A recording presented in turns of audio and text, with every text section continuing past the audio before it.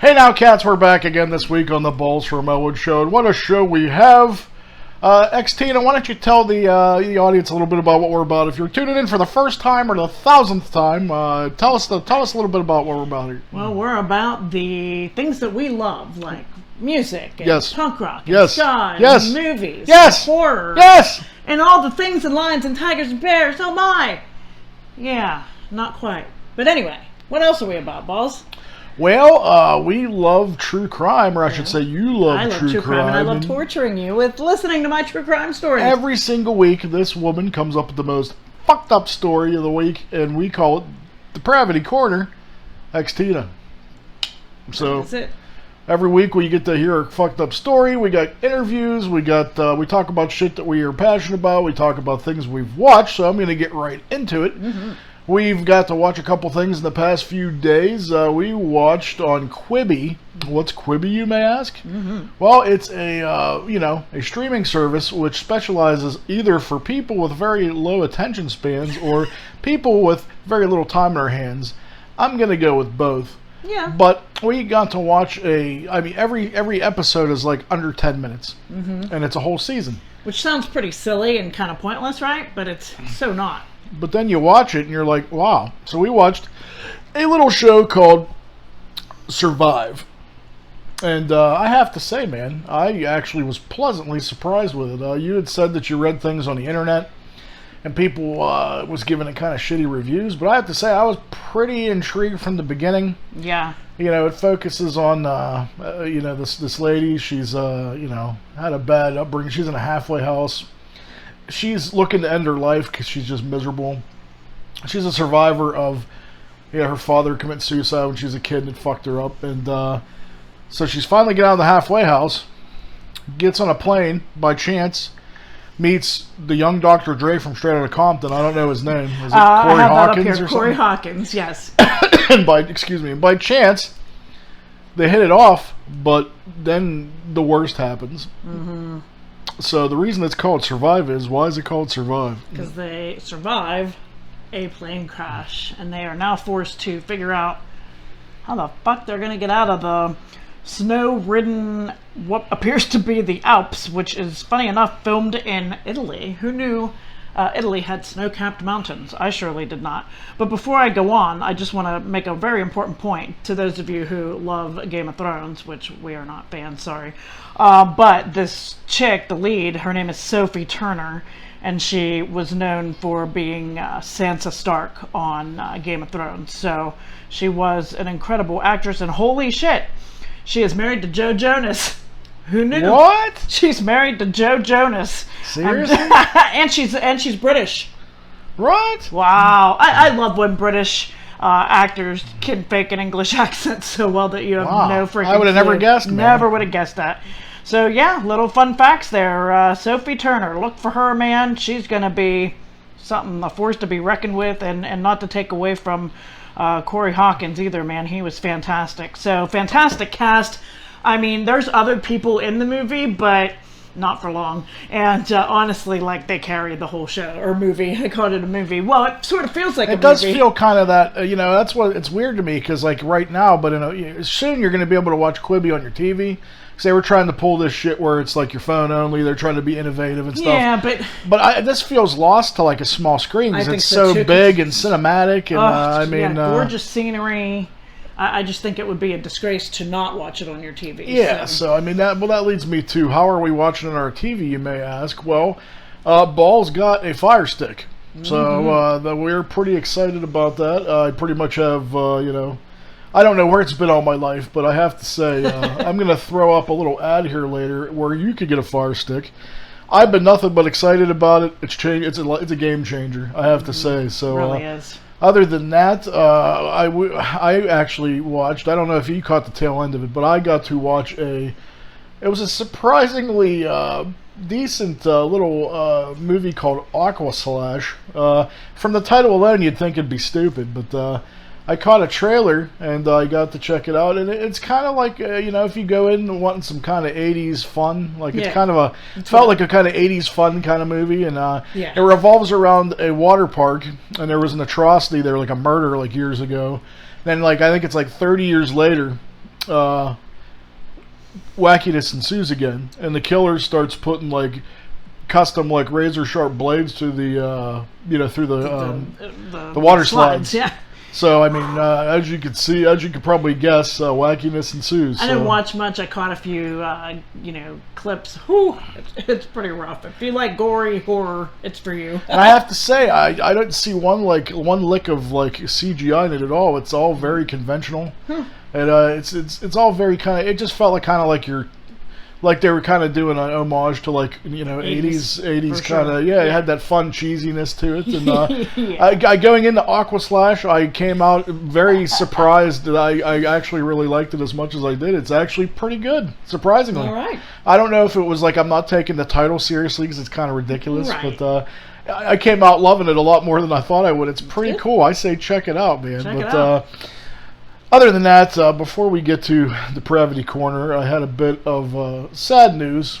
If you're a horror fan like myself, and we are, I grew up with this dude. Evil Dead 2 is one of my favorite films of all time. If you know Danny Hicks, he was in Evil Dead 2. He was Bobby Joe's sidekick, the big hillbilly dude, if you don't know who that is. And we have just learned that he has stage 4 cancer.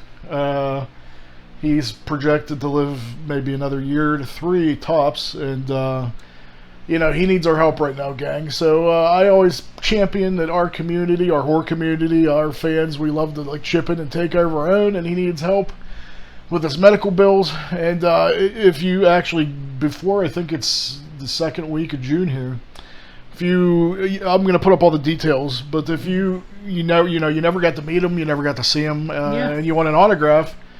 You could send something in you want autographed, and they'll send it back, or you could just, you could donate any sort of, any little bit will help, and you could get an autograph from him, and it's just a sad thing, I've seen him at conventions before. He's a really super nice guy. He was going to do the show here, but then stuff happened, so he needs our help, cats. So please help Danny Hicks. I'm going to put up all the information on how you could do that.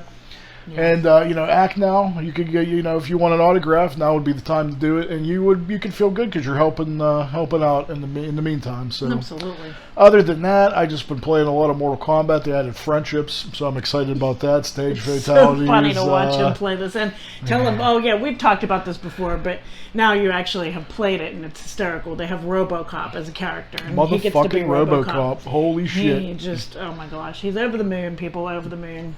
Drop it. I feel like that's such an unfair advantage, though, to fight with RoboCop, because he's made of steel. How's that fair? It's not but fair well, I mean, and he has guns. The forces of the supernatural. I mean, trust me, there's a whole new story mode. It's just incredible. Plus, motherfucking RoboCop. What else you need to get? There you go. So, I'm trying to think. Is there anything else? I think anything else we've been watching? I don't really think so. I know I want to. I'm probably going to check it out. I'll probably review it on the show next week.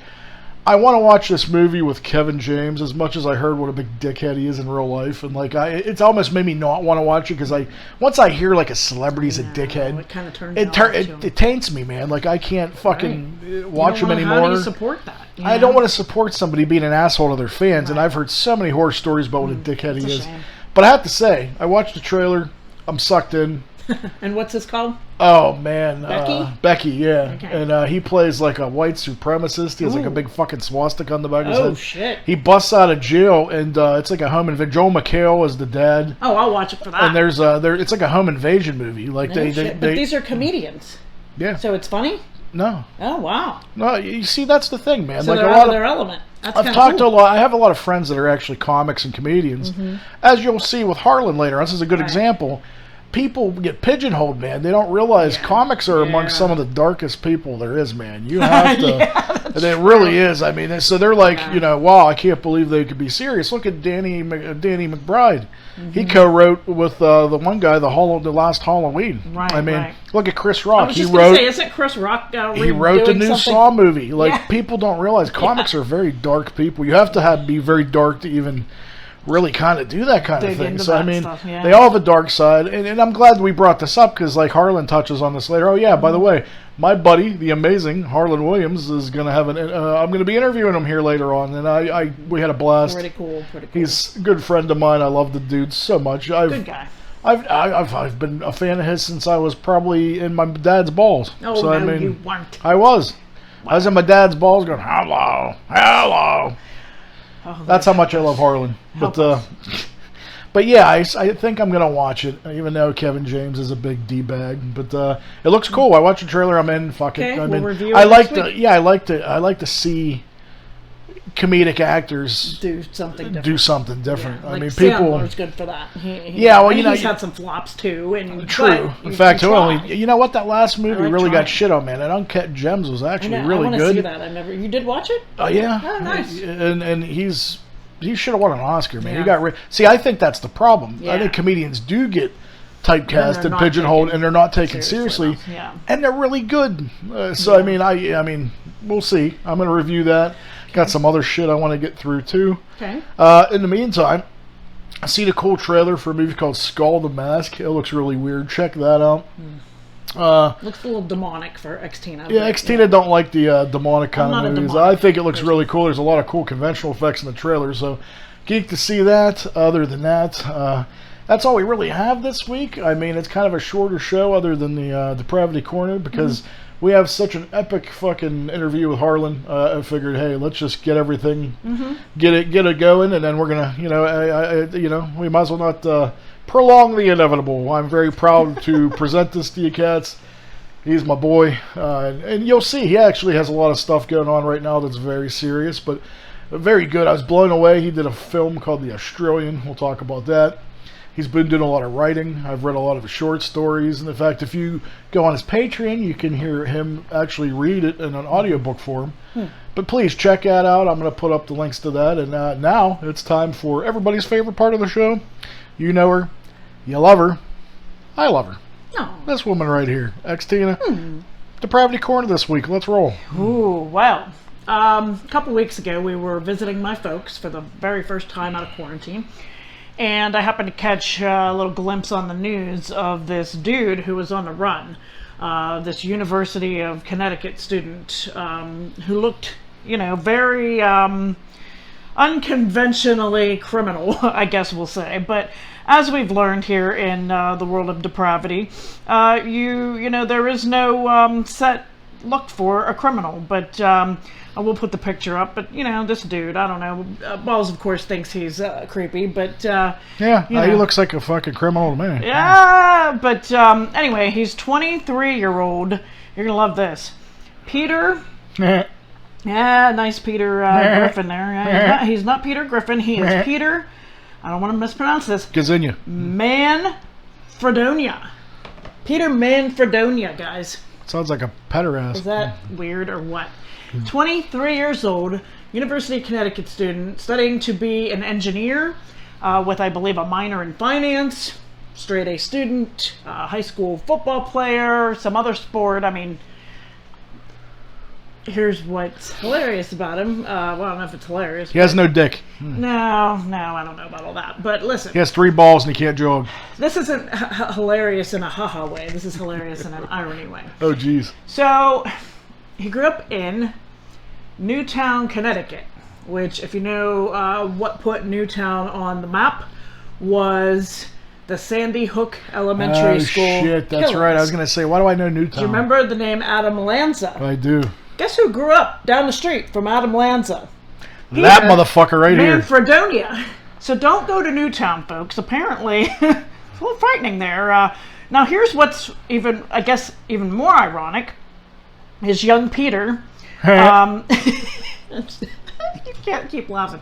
Young Peter, when all that Adam Lanza stuff happened, and this was 8 years ago, so this dude was a teenager, was so distraught over that whole thing that he made his own little foundation and raised $1,000. Was it the Peter Foundation? It might have been, He was 14. What? And he raised all this money. He raised $1,000 for his little community because he was so distraught over what happened, right? Jeez.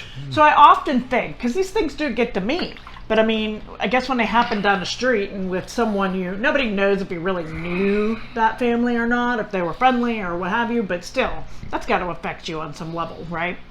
So apparently it affected this Peter guy because what he did is unfreaking believable. He was after this girl that I guess he went to high school with. And in the process of chasing after this girl, he stumbled upon this man who saw him walking down the road and offered him a ride on his ATV. So they're in like the backwoods. And he's like, yeah, I'm looking for so-and-so. And they're like, oh yeah, we know her. She's our neighbor. And he's like, well, here, hop on. You want to ride? So he hops on this guy's ATV. And this fine older gentleman named Ted Demers, 62, was nice enough to give this guy a ride, which was a fatal mistake because young Peter here had a machete and decided Ted needed to die. So much for being a nice citizen. It never fails. Don't ever be nice. Don't give people rides. It's unreal. But do you think you're going to get killed by a 23-year-old, like, preppy-looking dude with a machete? I mean, I guess... I don't pick anybody. I guess Balls always thinks that. I don't pick up hitchhikers, man. So, and then the 80-year-old neighbor guy comes running to help Ted, and now he gets stabbed. Luckily, he lived. He's survived his injuries. So that's that. Peter gets away. It's unclear if he stole the ATV and kept on going. I'm guessing he did because he made it like 20 miles away and went to another home of yet another victim here, which I am going to. The 23-year-old man who unfortunately was the victim, the girl that this Peter was looking for. This was her boyfriend. So his name is Nicholas Easley, and Peter came and kidnapped this Nicholas's girlfriend, killed Nicholas, who was like a high school buddy, stole his girlfriend. So then, of course, the manhunt became this girl's kidnapped. We got to find her. Where and when she got dumped off or how she got away is not quite clear yet, but she did get away, thank goodness. But Peter kept on going. He stole a car, drove to New Jersey. Then he, I think, attempted to stab somebody else. He wound up in Pennsylvania, about 3 hours from us here, in the middle of Pennsylvania, near Hershey, PA. Lucky us. Yeah, right. And he stopped at Sheetz, because, that's a good idea. Anytime you're in Pennsylvania, you got to stop at Sheetz. So I'll give him that, Nothing like a murderous spree making you hungry for what's their, schmegel? Or schwings. Yeah. So, yeah. So now... this dude, we're going on now like a couple day manhunt. So now it's an interstate manhunt looking for this guy, and he's nowhere to be found. And then he winds up 5 days later, thankfully, found in Hagerstown, Maryland. But he sure got around, and a lot of it's funny because, once he found out the news knew what kind of car he stole, he's pretty quick on his feet to think about things, but he ended up Ubering. So he took several Ubers to different places. None of the Uber drivers got murdered, but can you imagine you're the Uber driver that drove this killer guy to his next destination? Holy shit, So there we have it. He wound up in Maryland. They did get him arrested. I guess there was a he didn't, I don't want to say he went completely peacefully, but he did, surrender to the police, and he is now in jail awaiting to be extradited back to Connecticut. But, it does make me wonder. I guess he wrote on his dorm wall, or there was a note found in his dorm that said, "Remember when Adam Lanza snapped? Or just wait till I snap."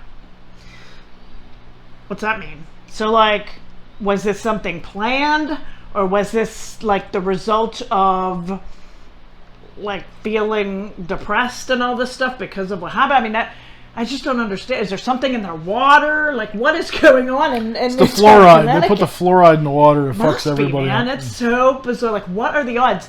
And it's just what makes it weirder is, of course, this could be part of like a narcissistic personality type thing too, where when that kid, you know, when the Adam Lanza story happened and this guy decided he's going to collect funds, that's a typical narcissistic act. I know it doesn't sound like it because that's generous and nice, but that's what they want. They want you to think like that they're, you know, these wonderful pillars in society, and look at me, I did good, and you know, so that's kind of like a nice twist to that. So that could be the case too. But yeah, this dude definitely has sociopathic tendencies, you can tell clearly. And he had, I guess, I don't know if his parents found it out or the news found it out, but he had been to counseling over the years, therapists and whatnot. I don't think it worked. I don't think it worked. I think they're fired. But, you know, and it didn't, it said that he never really showed any angry tendencies, which, again, you can hide that very well. I don't know how, you know, we get to the bottom of these things and try to prevent these things from happening. It's damn near impossible, I'm pretty sure. But, you know, so when we say, like, oh, you should always have, if you think your kid, something's wrong with your kid or your husband or your spouse or your brother, sister, you know, get them therapy. Well, here's an example. They did, and it didn't work. So I guess you can't monitor somebody 24/7, not knowing when they're going to snap. You know, it's hard to say, but it's a sad situation and all. But you know, I guess that Ted's wife has spoken out, and I guess, you know, her take is, you know, while it sucks that Ted's gone, I mean, at least, you know, he maybe took one for the team to where maybe not. He might have saved a lot of others from getting killed and things of that nature. But it is odd that, you know, this dude just didn't go and kill random people in Sheets and in different, you know, gas stations and, you know, amongst his other travels. I mean, he could have kept going. Why did he stop? Kind of makes you wonder. But it'll be interesting when the girl he kidnapped comes out and makes a statement. I'm curious to see what went. I would love to be a fly on the wall for that conversation. Like, what happened? Did he do anything to her? Nobody really knows. I mean, it's very strange, but very sad. Very, very sad. And this dude needs locked up forever.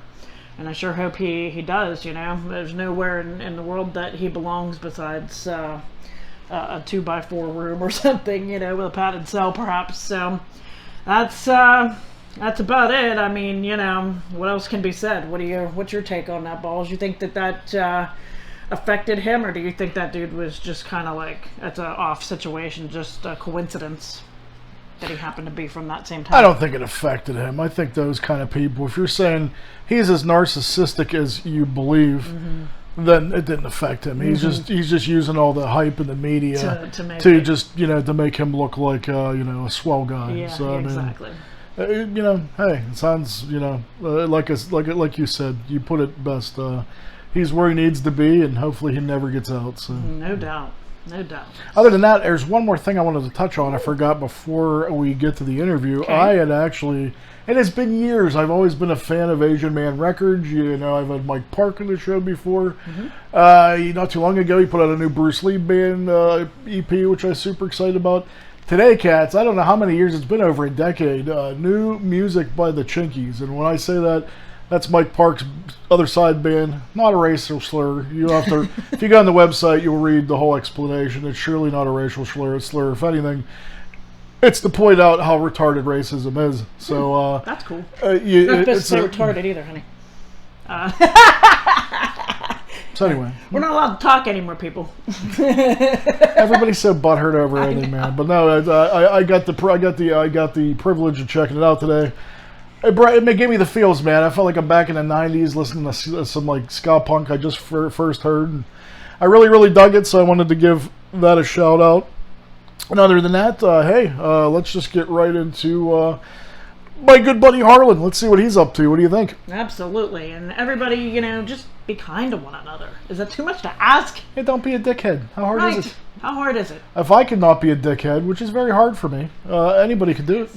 That's right. Anywho, check out this awesome interview with Harland Williams. And now we're back again on the Balls from Ellwood show with me. I have a man that I've always admired and loved so much growing up since I was little balls. So he's an actor, he's a comedian, he's a singer, he's an author, he's an artist, he's a musician, he's a radio personality, a writer, a filmmaker. Harland, what don't you do, man? You're a powerhouse. I don't clean houses, okay? I don't clean houses. I won't dust, I won't vacuum. So that's what I don't do. But actually, you're here. We'll get into it a little later, but I want to talk about your latest upcoming projects. I've been totally in love with the Australian. You have two guys in their underpants. You're working on like Blood Match. That's a story, right? Yeah, that's actually a short story that I wrote, and that's something new. Over the years, I've written a lot of short stories, and I've just kind of had them in my computer for like, 15 years, and I've never shown them to anyone. And I thought, it's time to get them out there. Like, I thought, I'm just going to die and no one will have ever read them. So I decided I'm going to start releasing them, out on my website so you can download them digitally and hear me read them to you. So I just posted two last night, actually. Blood Match, which is about a modern day guy who goes to the Colosseum in Rome every night and waits for a gladiator to come so he can fight him. So it's pretty weird. And then the other one's called The Garden Hose Time Machine, and it's about a guy who every time he takes a drink from his garden hose, he gets transported back in time to when he was younger. So they're kind of Twilight Zone-ish, and you can download them at harlandwilliams.com if you want to hear me read them to you. See, I grew up in the Twilight Zone. I love stuff like that. Being a Patreon has actually never been better because you offer so much good stuff to us fans. It's ridiculous. Oh, thank you. Yeah, that's a new platform to me, and Patreon it's kind of a good place because I can release all this stuff. Like the Australian, for example, I've been shooting that for the last 8-9 years and no one's ever seen it. I have all this kind of treasure that's buried in my computer, and I didn't have anywhere to show it to anybody. And now with my Patreon account, I can get it out there.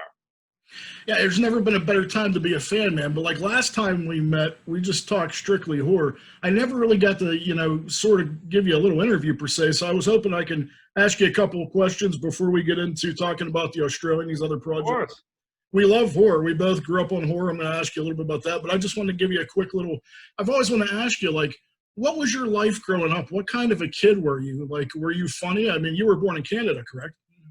Yeah, I was born in Canada, so automatically we were a little bit funny, but my life as a kid was interesting. I was a very eclectic kid. I was one of those kids that I'd love to go exploring out in the world. I'd drive my bike for miles and miles and go down to the ravine and catch fish and snakes and frogs and anything I could get my hands on.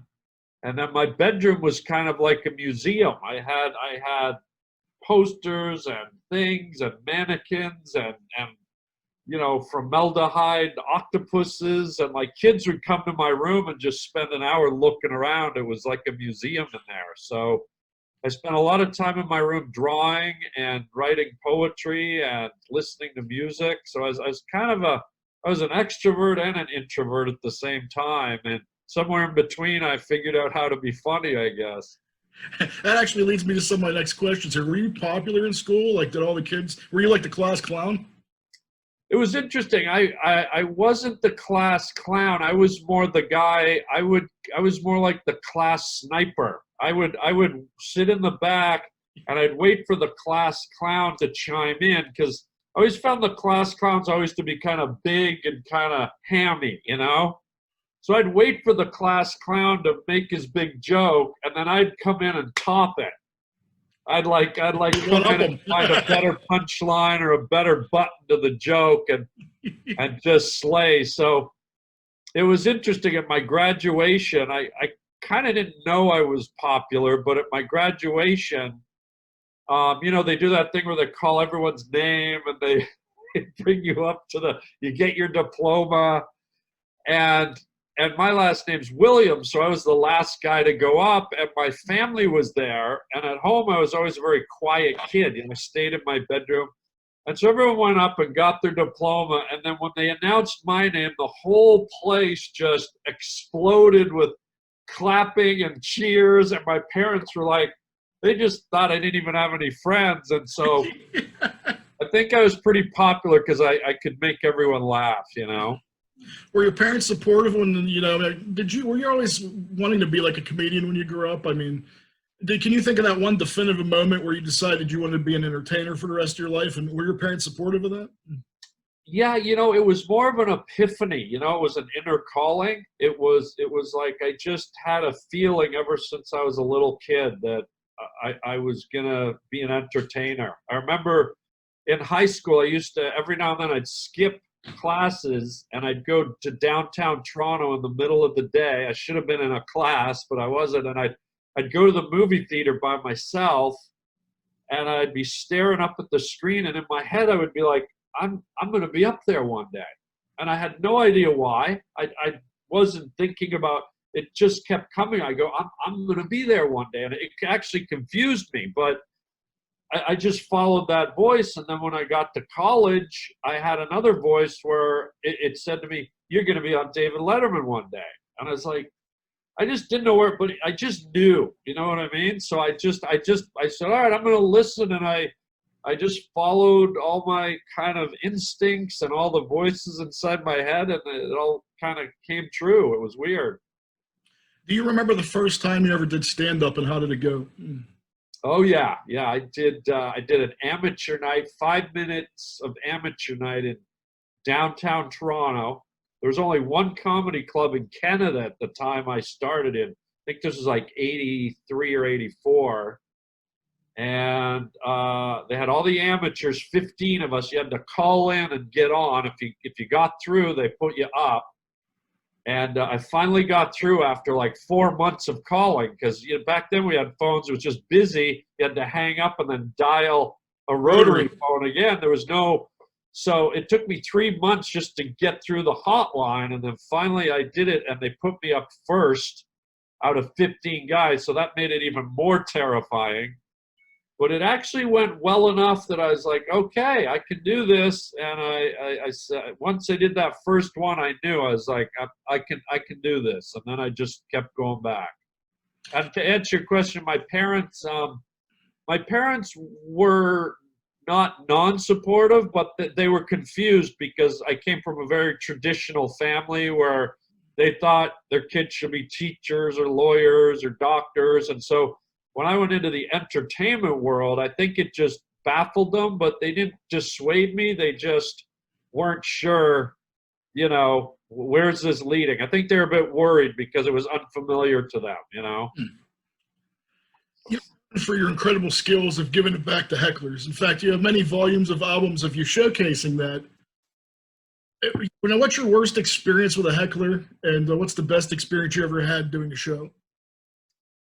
Oh, I think the worst experience I had with a heckler was, it was my first time on the road. You know, like I told you, I started in Toronto. And so the first, you know, half year of my stand-up career was just doing the local spots. And then finally they said, okay, we think you're good enough to go on the road. So they sent me to Eastern Canada, to Prince Edward Island. And we were doing a theater, and I was the opening act. And I'd never done like a full 30 minutes before. I was terrified. I'd never been outside of Toronto, so I was double terrified. And I walked on stage, and I had the mic, and I had a half hour to go. And I said to a guy right in the front row, I go, "How are you tonight, sir?" And I put the mic down right at his mouth, and he just let out the loudest, nastiest burp you've ever heard. And it was, the crowd went insane, and I lost them. I lost them before I couldn't do anything funnier than that guy. And so I bombed miserably for half an hour, my first time ever on the road. And I almost thought about quitting. I was mortified. And I said, nope, this is just par for the course. You got to power through, get back on the horse. So I did. Being a comedian, this age of people being so unnecessarily sensitive, has anyone ever threatened you or tried to beat you up before because of the jokes you've told? Interestingly enough, back again when I started, back in Toronto, of all places, when I was, probably only into my first or second year. I was doing a show and it was going great. I was killing, and there was no interaction with the crowd. It was just, it was just going great. And all of a sudden there was a quiet moment, and some guy in the first row said, I'm gonna shoot you after the show. Holy And everyone shit. just went like, wait, what? And he goes, I've got a gun. I'm going to be waiting for you outside. I'm going to kill you after the show. And I'd had no interaction with the guy, So that was pretty scary. It was pretty startling. And back in those days, I always used to keep props. I wore a blazer, and I always had a rubber lobster pinned in my pocket, and I always had stuff on me. And for some reason, I had a big giant rubber grasshopper in my inner pocket. And I said, well, you could try and shoot me, sir, but lucky for you, I brought my voodoo locust, and I'm going to put a curse on you so you can't. And I said, so I kind of won them back, and he was just, and then they grabbed him and threw him out, but it was pretty intense. That's crazy, man. Holy cow. Yeah. Let me ask you this. Has being famous ever been a detriment to, say, relationships with family, friends, significant others? And how do you keep a healthy balance between being an entertainer and your home life? You know what? To be honest, I think I do it because I don't think of myself as famous. I just think of me as me, and I do my work. And if people recognize me, that's cool. But I don't walk around wearing like the famous thing. And I think my friends and family feel that. And so I think they don't have that sense of uncomfortableness. And it kind of never comes up because I kind of forget about it, to be honest. I just kind of, my time with my social life and my family and friends and girlfriend or whoever I'm with, it's just, I forget that I do all this stuff, and so it's very, very normal, to be honest. How did you make the transition from comedian to actor? How did that happen? That happened just from being a stand-up comedian. I was working the circuit in Canada for about 7 years, and as much as I loved Canada and all the people there, I knew there wasn't really an entertainment industry at the time I was there, and so I knew I was just going around in circles. But I knew that from the beginning, and I knew I would use Canada as kind of my training ground, and so when I was kind of a top headliner in Canada, I went, okay, I'm ready. I'm going to go to where they make movies and TV. If you want to be in it, you got to go there, right? If I want to make cars, I'll go to Detroit. If I want to be in movies and TV, I got to go to Hollywood. So when I was ready, and I always tell young comics is don't go until you're ready, because it's a tough town. It's hard to get traction. So I knew I had a product that would catch people's eyes. My act was like really solid and good and different. And so once I got on stage in Hollywood, things just took off almost. The first night I went up, I got offered 2 TV shows when I walked off stage. So it just kept going from there. It was pretty amazing. I used to watch you on this show called Package Deal. I used to love that show. You remember? Oh yeah, that was a Canadian sitcom. I don't even know if you can find it on the internet. I have a lot of the episodes, but I used to watch it. Okay. Yeah, it was a lot of fun. We did that I think it was about 3-4 years ago, and it was a sitcom we shot up in Canada, and it was about 3 brothers, and it was a good show. Really fun. I had a great time on that. You could tell you had a blast on it. Yeah. In your body of work thus far, what would you say you are most proud of? Oh my gosh, I have to say all of it, but I think the hardest medium to conquer is movies. I knew I wanted to do them, and that inner voice told me that I was going to do them, but it's only kind of after being on the other side of all the movies I've done that I realized, it's very lucky and fortunate and tough to navigate that industry and to get on screen and get cast and get. It's such a small group of people that ever get there, and I guess I'm really glad that I did and proud of it and happy about it. It's very special to me. you were brought up and you grew up in the horror genre like me. In fact, that's what the last time we met, we talked about.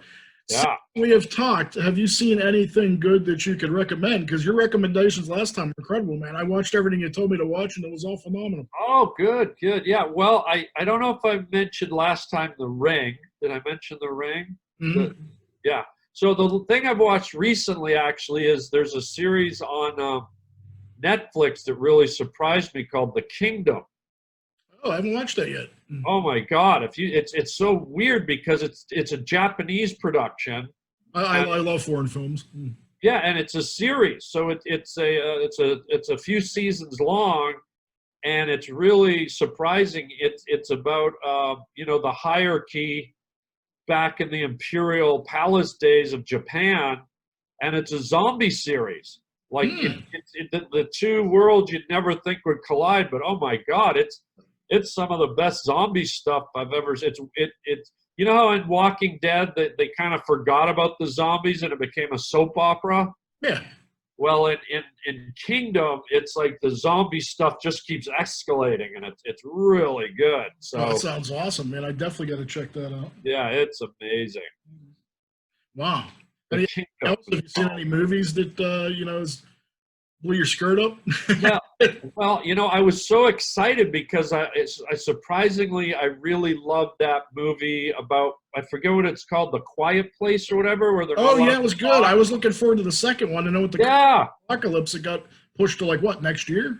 I don't know when it's coming out, but I was like so psyched because it was supposed to come out the week after all this hit, and I was like, damn. So I'm hoping, like a lot of movies, they put it on TV now, but because of the lockdown, I haven't been able to go to the movies and see anything really scary lately.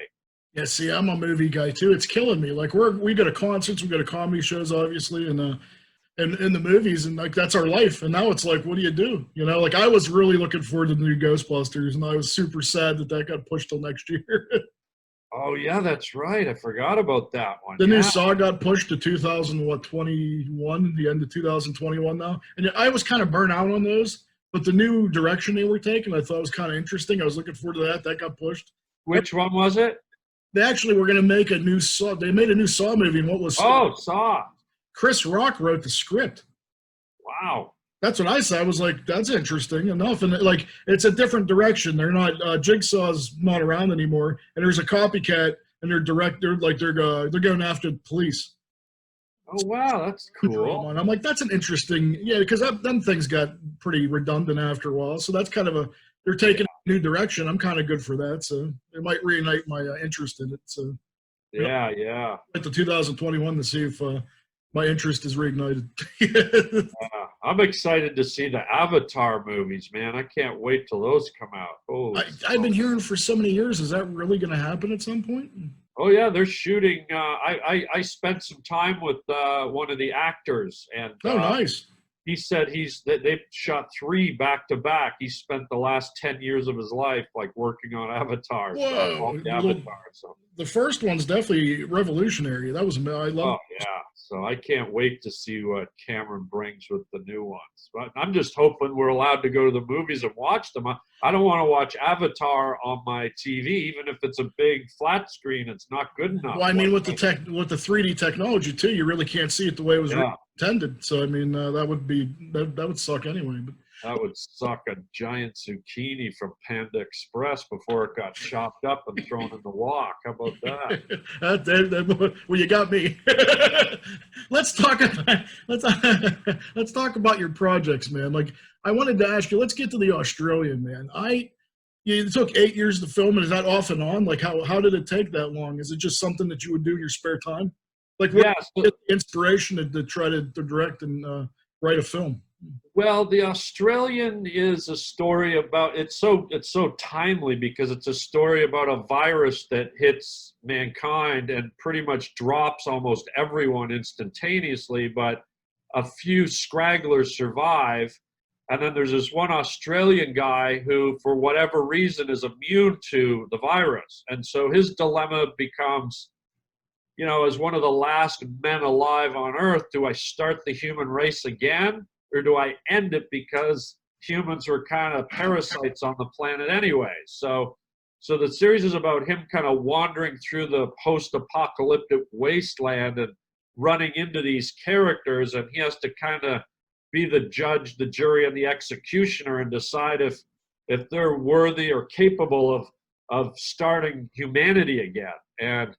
And you know, in this series, it kind of uncovers and exposes the dark, ugly side of the human race. And unfortunately, most of the characters he runs into are pretty unsavory and kind of a reflection of the bad side of humanity. And so he gets into these kind of life and death situations with these nefarious characters. And the reason I wanted to do it is because I think, like all artists, you know, whether you're a comedian or a dancer or a painter, an actor, I think we all have our light sides and our dark sides, and they both carry so much good stuff. And, you know, I've been doing comedy for like 30 years, but I always had this side of me inside that wanted to tell more dramatic and you know, darker stories, just because we all have that inside of us. And I knew I probably wouldn't get cast in the next, you know, Vin Diesel movie as the bad guy. So I thought, you know what, I'm gonna create my own series, and when I have time, I'm gonna go out on the weekends or whenever I can get some people together and go out and shoot in the desert or wherever I can shoot, and do this series called The Australian. And so I found this great actor friend of mine who looks like a real badass. And yeah, where did he come from, man? He's excellent. Well, it's funny, when I first moved to Hollywood, the first friend I made was the bartender at the Laugh Factory Comedy Club on the Sunset Strip. He was the bartender. No And way. so it turns out he's one of my oldest friends in my first friend I made when I moved to Hollywood, and my oldest friend, his name's Darren Schnoss, and he just loves acting. He's a dedicated actor. He goes to acting school, and so I thought this would be a great opportunity for him to really flex his acting muscles without all the pressure of, you know, because when we go out and shoot, it's only me, my camera, my props, and my actors. There's no lighting people. There's no sound people. It's three of us, you know, or two of us sometimes. And so I do everything myself, and it's pretty fun. So I noticed. Correct me if I'm wrong. I noticed a lot of influences. I mean, there's a little horror element to it. There's like a Mad Max kind of thing going on. I mean, what were all the different influences from the stuff that you watched growing up that went into this? Because just tonally, it's amazing. I'm glad you did this, and you brought up a really good point earlier. I love when, like, comedians and people that are, you know, you're a multifaceted artist. You do a lot of things, and people that just know you as a comedian are surprised when they see something dark and gritty. And I love when people could show that you don't have to just be one thing. Like, you know, you have so many different layers to you. And I think this is a really good example and shows people just, you know, how much more there is to you. Oh, thank you. I mean, I see different. You blew me away with, like, especially the first few episodes. You have some really creative camera angles. Like, I noticed. I love the score. It reminds me of almost like an '80s score. And then it just. How many different, you know, things were you influenced to make this? Because, like, I mean, it's almost like a love letter. If, like, you took everything we loved growing up and rolled it into everything, put it in a blender.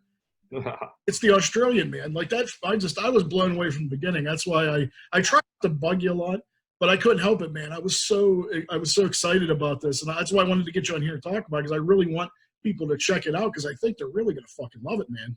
Oh my God! Well, let me just say, you know, like I said, nobody's seen it, right? So you were probably the first person outside of, you know, a couple of my friends have seen it.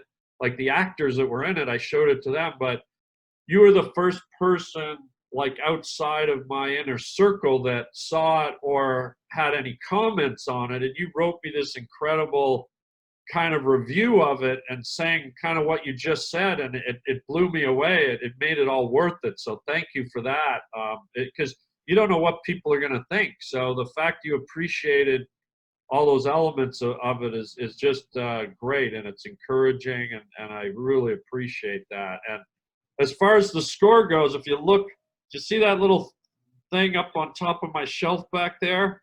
Yeah. That's a keyboard. That's where I did the score. I had it right on this desk, and I just a ding ding ding. Dude, I'm a sucker for synth, man. It fits perfect for that kind of thing. Like, not only that, I mean, how long? Like, how 8 years? Like, do you edit it? Did you edit it yourself as well? Yeah, I did everything, man. I did the wardrobe, the makeup. I shot it. I wrote it. I directed it. I did the music for it. I did the sound effects. I cut it. I did everything. And I like the fact that you're making it available on YouTube now for people to see it. You know, can you tell me, now that it's, you know, it's all said and done, what was the hardest part of making a film?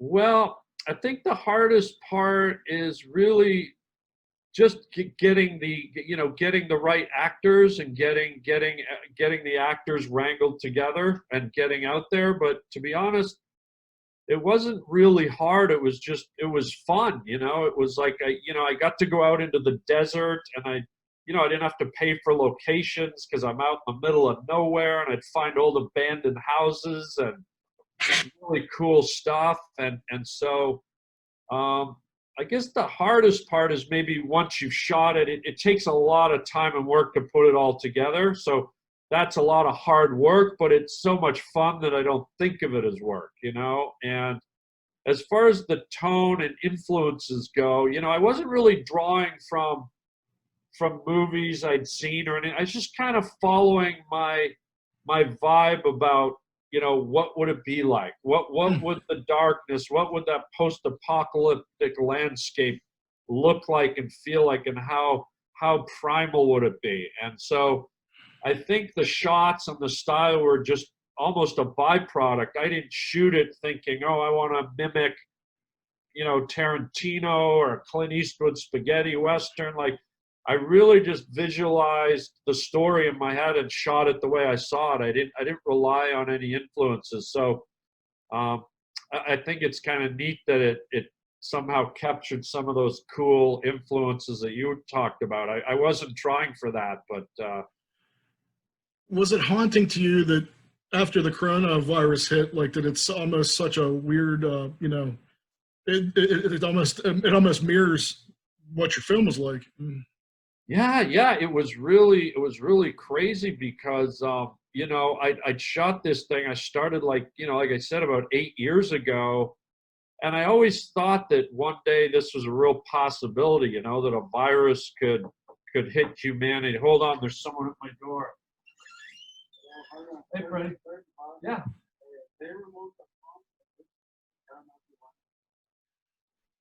Oh yeah, sure. Bring it on up. Okay. I'm not sure yet, but I'll leave it here and we'll figure it out for next week. Yeah. Yeah, okay, thanks, Freddie. Awesome. Sorry, buddy, my gardener just told me I got a free palm tree. How about that? All right, man. Did you have to buy 10 and you got one free? Or? No, I guess one of my neighbors had one excavated, and he wanted to see if I wanted it. So who's going to say no to a palm tree? That's like someone offering you a free meal at a salad bar. Yeah, but like, no, I don't want a blowjob. Jeez, no. But sorry, I might have lost track of what I was saying. I just want to ask you one more question about Australian. Yeah. When can we expect to see the final part? There's one more you said, but I mean, it's going to be a hiatus a little bit, and I'm kind of needless to see what happens. So, do you have a time frame, or it's still kind of up in the air? So right now, the last episode has been shot, and and all it has to is be edited. So it's probably going to say, I would say probably, where are we? May, June, probably in the summer, July or August. Cool. My birthday's in July. That'd be a great present. Yeah, it's a cool, and it's not the end of the series. It's just the final episode because I haven't shot anything since. Oh, dude, that's awesome. I thought that was going to be like a definitive. That's awesome. You're still going to continue to shoot. No, it's an interesting episode because there's you're going to meet two new characters, and one of them, I set it up that one of the new characters is going to I kind of hint at it that she's going to meet up with a character we've already seen.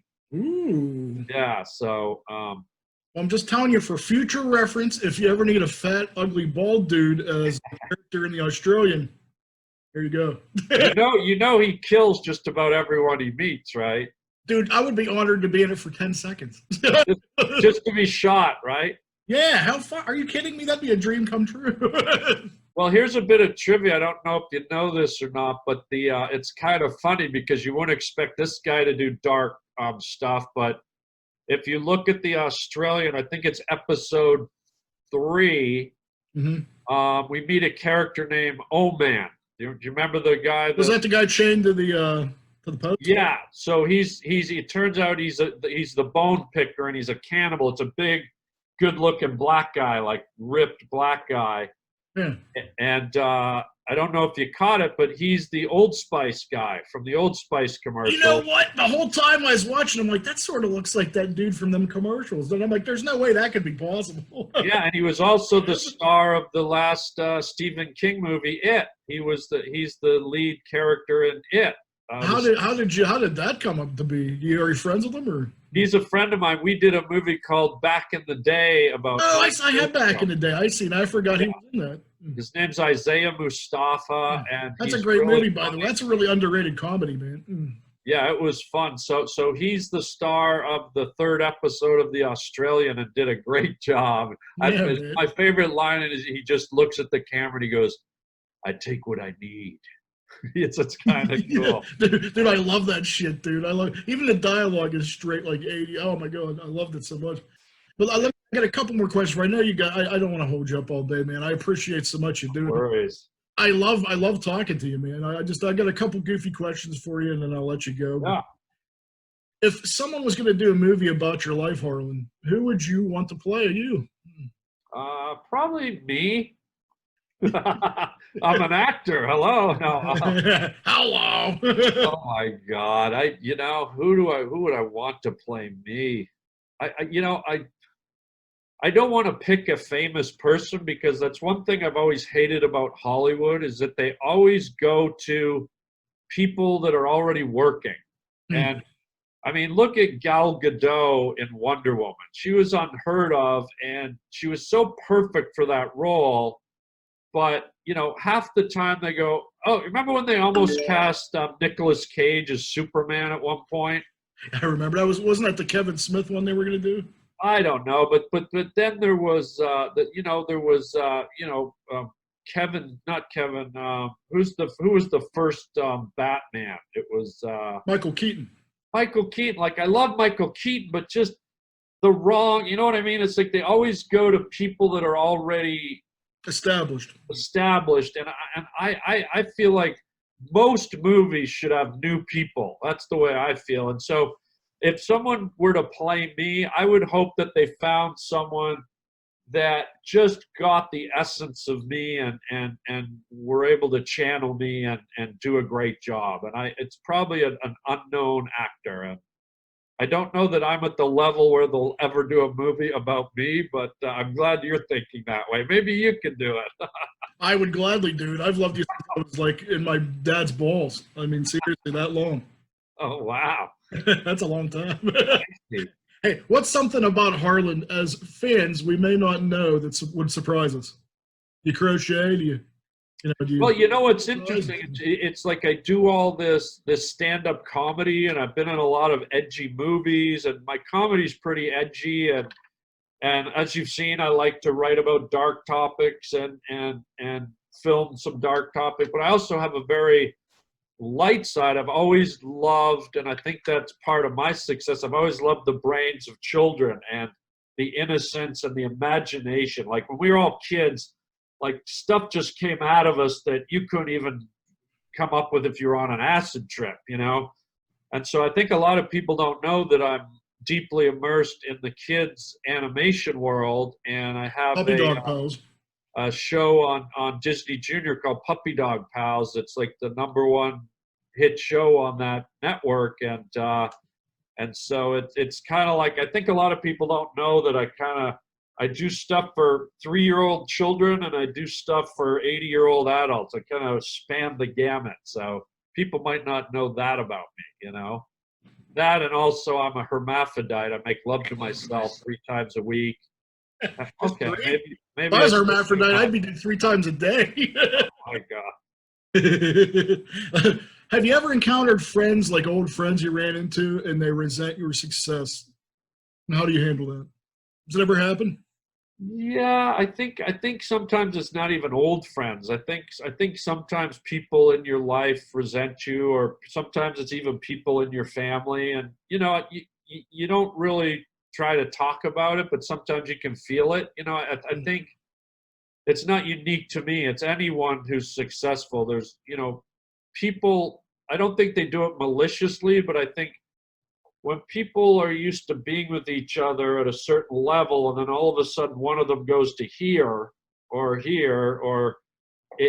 think it disrupts the other people. And so some people resent it, or some people don't know how to cope with it, or if suddenly, you know, you're all making $60,000 a year and suddenly someone's making $2 million, it's like, you know, I don't think it's purposeful, but I think sometimes resentment just comes because we're messed up humans, you know, and it's tough to deal. I've had to deal with that in the course of my life, but I never apologized for what I've done, or any successes or failures that I've had. And it's like, you know, I'm not gonna slow myself down to, you know, appease your feelings because you're not comfortable with it. So you just got to go forward and hope that the people who really love you and care for you support you, and go on the ride. And I think what I've always done in my life is any success I've had, I've tried to shower that on the people around me and make them part of it and make them participants in anything good or successful that I've done. And that's my way of kind of saying, hey, this isn't just me, it's us, you know. And some people can handle it, and some people that, you know, but you can never take responsibility for someone else's frame of mind. You know, you just got to keep motoring, man. Who in your career can you say has supported you the most? My career, well, outside of my agents and managers and those technical people, they have no choice. They have to. But I would say, you know, most of my close friends and my family, you know, they're all like, I think they really get a kick out of it. And when you do what I do, as I said earlier, it's kind of such a hard world to break into, and it's such a unique world that I think in a lot of ways they like that they have a bit of a channel into it and get to hear about it and be around it, because, you know, if we weren't family or friends, they wouldn't have that access, you know. And so I think it's kind of a fun little journey for people, you know. What's the weirdest thing a fan's ever asked you to do? And hopefully it's not my shitty interview. No, your interview is great, man. Thank you. I'm so honored that you would want to talk to me today. That's fantastic. But you're gonna make me cry, Harland. Stop it. Yeah, that's what I want to do. Damn it. But, what did you say? What's the weirdest thing a fan's ever asked of you? The weirdest thing a fan has ever asked of me. Ever ask you to sign a baby's forehead? Or? Well, I've signed a number of boobs and butts in my day, but I think one of the weirdest things, I don't know if they, in an inadvertent way, they asked me to look at them, and I was doing a show in Saskatchewan, Saskatchewan, like a prairie town, and I was up on stage, and it was an elevated stage where you look down a little bit, and in the middle of my act, I looked down, and some girl front and center in the front row had hiked her dress up and put her legs behind her head like a Cirque du Soleil and wasn't wearing any underpants. So it was just like I was staring right into the eye of the Cyclops, and it was just like, I didn't know what to think. But even though she didn't say, look at me, she was silently going, look at me, and you couldn't avoid it. And it was like, it was one of the most surreal, bizarre things. And she didn't do it just once. She did it a few times throughout the show. And it was just, Very bizarre. Did it make you hungry for tacos afterwards? I don't know. I think I got on a subway and just rode all night, but it was very peculiar, man. Very peculiar. What's the worst blind date you ever had growing up? Blind date? You know, it's funny. I've never really gone on a blind date. I think I went on one once, but I'm one of those guys, like, I never had friends that go, oh, let me set you up with so-and-so and so-and-so. And the only one I remember a friend set me up, there was a movie by, what was it, with Johnny Depp called Johnny Crybaby or something? It was one of his first. Crybaby. Yeah, it was a John Waters film. I love John Waters. Yeah, John Waters, and there's this beautiful blonde girl in it named Amy Locane. Mm-hmm. And she since, tragically, she ended up getting drunk a few years ago and killing like 3 or 4 people with her car. She didn't know kill that. time. Yeah, it was really sad. But my friends actually set me up on a date with her. I think that might be the only blind date I've ever been on, and it was interesting. And she got quite intoxicated by the end of the date, and it was kind of like, okay, time to go home. And I guess obviously she had a real drinking problem. So needless to say, we went on one date and the drinking turned me off. And then later I found out what happened, which was horrible. Yeah. So yeah. So you had good judgment, man. You could have been part of that mess had things worked out. You know? Yeah. I don't. I hope most girls know this, but when you get drunk and silly, it's fun. But when you get sloppy drunk, it's the most unsexy thing you've ever seen. Like the most beautiful girl, and same with guys. I'm sure girls think of this with guys. When someone becomes so inebriated that they can barely function, it's not sexy. It's just like, oh, whoa, so. Very off-putting. Yeah. What's the best gift anybody has ever given Harland? Oh, man. I've had a lot of great gifts. Somebody, let me show you. I got a gift recently. Oh, nice.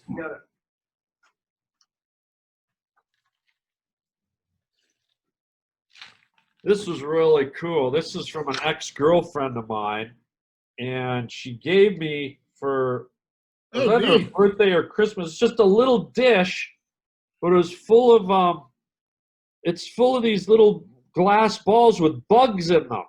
That's crazy. That's cool, man. Like here's a giant ant. Wow. It's just this little jar full. This little, like, it's almost like an ashtray full of like beetles, and here's a little scorpion.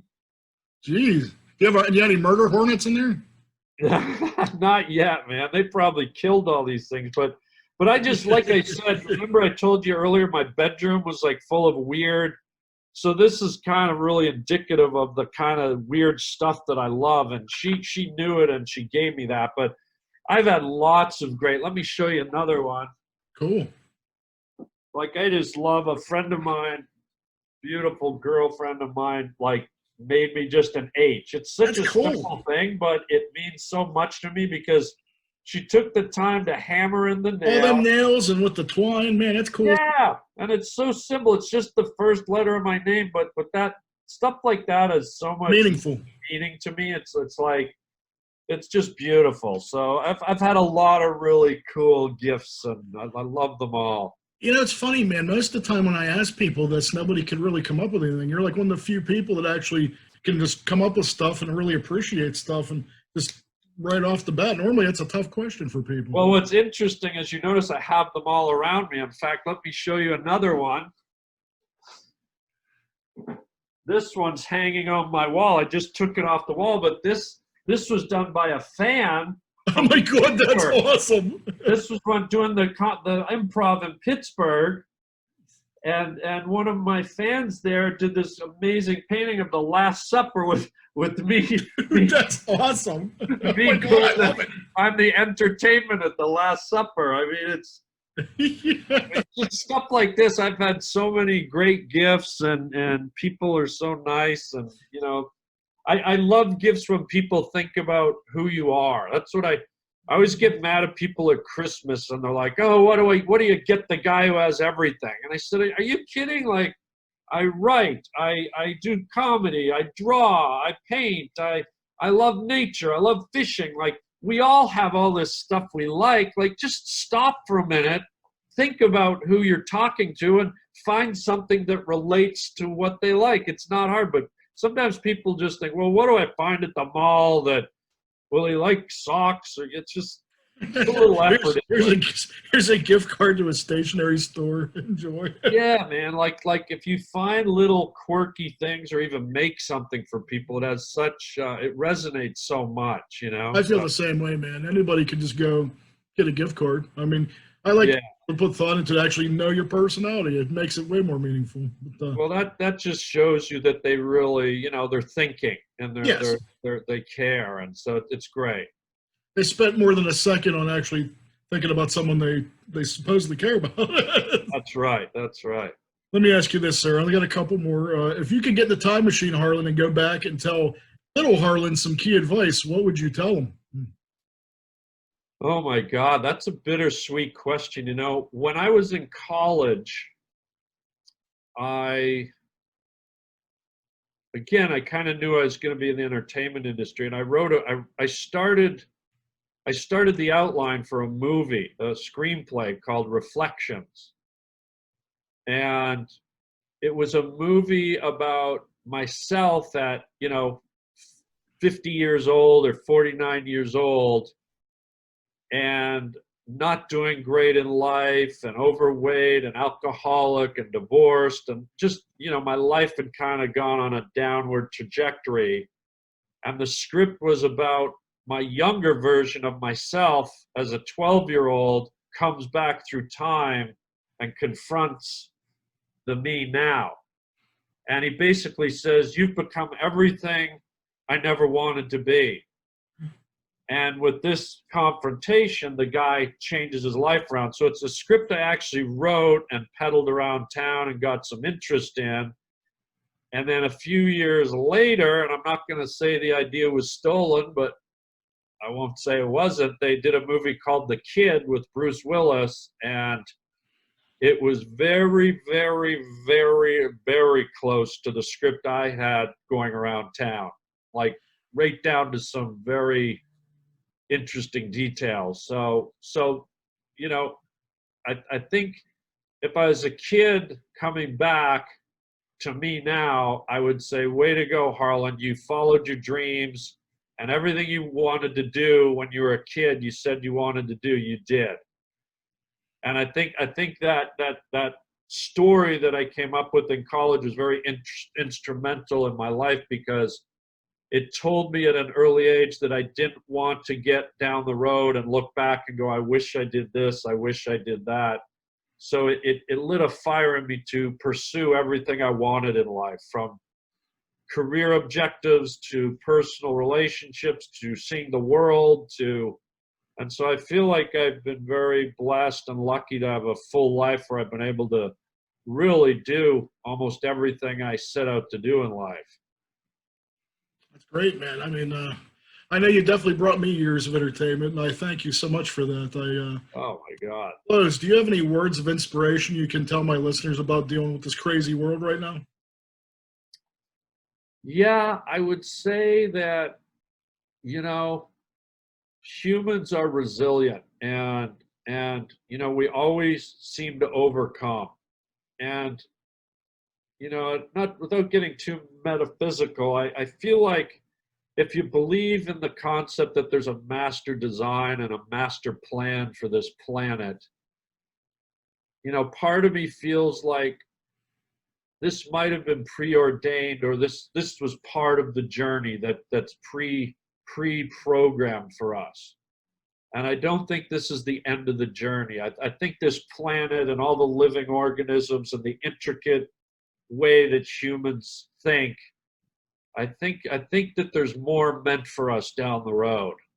And I think that this is just a stepping stone, and it's problematic and it's dark, but through the darkness we always seem to find the light, and we always seem to find the way forward. And so I would say, believe in that, believe in the light, believe in the power of humans to to conquer and move forward, but maybe also believe in something bigger that's maybe set out this journey for us, you know, because when you think about the way the planet works, from the fact that, you know, we have plants and trees that give off oxygen, and sharks have fish that go in their mouths and clean their teeth, and there's snails that eat the algae, and there's everything so perfectly, you know, connected to service this planet. It's almost hard to believe that it's random, you know. And so part of me goes, all of this is part of a big master design from somewhere in this endless space we live in. So that may seem like a mouthful, but just, I guess, to sum it all up, believe in the future and keep your eye on the horizon and follow the light. Profound words from the man, the myth, the legend, Harland Williams. So let me just say, before we go here, where can we keep up with you on social media? Where can we see these projects we were talking about? Can you kind of give us a little infomercial about everywhere we can see Harland? Yeah, man. So if you just want to kind of keep up with me on a daily basis, you can hit my Twitter and my Instagram. That's at Harland Williams. So that's where I kind of, every day I kind of put out little jokes and comments and clips and update you on what I'm doing. And then if you want to see, you know, some of this stuff I'm doing behind the scenes, from the Australian to another project I have called Two Guys in Their Underpants, which is a real comedy. Oh, we didn't even get to that. I'd like to get to that real quick, man. That's a blast. Yeah. How did you get the idea for that? Well, it's, you know what? Let me get the guys. I think they're right here. Hang on. Oh, that's awesome. Here they are. Yeah. Hey, I got two celebrity guests, though. So I was in a craft shop one day. This was probably almost 20 years ago, and I saw these dolls, and all they had on were these boxer briefs and black loafers, and they just looked so ambiguous. By the way, they're the same guy. I just drew a black mustache on one with a Sharpie, and somehow it makes them look very different. But it really does. No, it's bizarre, but I thought they just have such a weird innocence and an ambiguous presence that I thought I'd love to see these guys in the most outrageous situations. So I started filming them doing stupid things like climbing trees and playing with dill pickles, and I actually threw them over Niagara Falls. I had a backup pair, and I took them to Burning Man and Saudi Arabia and Las Vegas. I've taken them everywhere, and I've shot these little movies called Two Guys in Their Underpants, and it makes me laugh like hell doing them. So if you want to see their adventures, you can go to my Patreon page. It's called patreon.com/Harland Williams, and there's 22 episodes of these guys. I put up a new episode every 10 days. And if you want something weird and funny and bizarre, it's kind of like Mr. Bill meets Beavis and Butthead, you know? Yeah, that's a good description. And so the one in the bathroom makes me almost piss my pants. The one where they're in the bathroom? Yeah. I know, I had them square dancing in the toilet, you know? So anyways, that's the thing. Because they're not real, I can make them do the most ridiculous things. And so I have an episode, a 3-part episode coming up where they're in Las Vegas. And have you ever been in front of the Bellagio, where they have the fountains that are synchronized to the music? Never been there. So they have these giant fountains that dance to the sounds of the music, Frank Sinatra or whatever. So I have these guys sitting in front of that fountain, and they've decided to synchronize the fountain to their farts. So they do about 200 farts, and you see the fountain going off in the background. I can't wait for that. Yeah, so you can see these guys at patreon.com/Harland Williams, and it's a great platform. You can also watch the Australian there. You can get some of my audio books for free on there, my podcast, all kinds of stuff. So, and then the last thing I have is a YouTube channel where you can actually watch the Australian for free. It aired exclusively on Patreon for my Patreons, but because we're in this virus, I thought it's only fair to put it out for everyone to see. And so you can watch the Australian exclusively on my YouTube page. Just type in the Australian episode 1 or 2 or 3. It goes all the way up to 7. So, well, take it from me. You're going to love the Australian. You're going to love two guys in their underpants. And thank you so much, Harland. It's always a pleasure, buddy. You know I love talking to you. You're one of my favorite people in the world to talk to. Thank you so much. You don't even know how much I appreciate this, sir. Well, buddy, I always appreciate your support. You've always been the first. You're the first to call into my live when we did the podcast live. You're the first to, comment on two guys in their underpants and the Australian. So thank you so much for your support. It's very heartfelt, and stay safe, buddy. And I'm glad you're down in that underground bunker, and enjoy the turnips. Sure will, sir. Thank you so much. I love you, Harland. You're the best, man. Love you, buddy. Thank you, and take care, everybody. Be safe, and we'll see you on the dark side of the moon, Pink Floyd. Peace and love, sir. All right, buddy. Thank you.